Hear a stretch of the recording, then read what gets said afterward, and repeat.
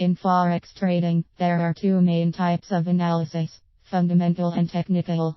This article will focus on what fundamental analysis is all about, which tools will help you conduct fundamental analysis, and how it can be applied to catching profits in the currency market. When traders talk about fundamental analysis, they are referring to the study of economic and political factors that affect price action. Sometimes natural phenomena can also be added to the mix, as it also affects the economy. Traders usually zoom into the economic reports and indicators on whether the economy is growing or contracting. Because of that, economic releases usually result to reactions from the currencies involved, since the data reveals if the return on the country's assets will increase or not, and if demand will be high or low. In particular, Forex traders usually watch out for the release of major economic reports, such as the GDP or Gross Domestic Product, CPI or Consumer Price Index, and other figures that give a comprehensive view on the economy. In addition, central bank statements, which dictate monetary policy, also impact Forex movement.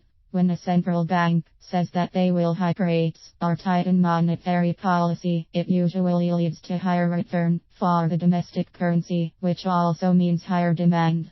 On the other hand, when a central bank says that they will cut rates or loosen monetary policy, it usually results to lower return for the domestic currency and hence lower demand. Applying these kinds of analysis in Forex trading is simple. If you have a Forex calendar, this calendar shows the events that you should expect and the potential impact on the currency pair. It shows if the particular release will result in a strong reaction from the currency involved, or it might provide hints for bigger tier events. For example, the gross domestic product is usually followed by a large reaction in price because it shows if the economy grew or not. On the other hand, smaller tier reports, such as manufacturing production, simply give hints on whether the GDP might be strong or not, and thus has limited impact on price movements.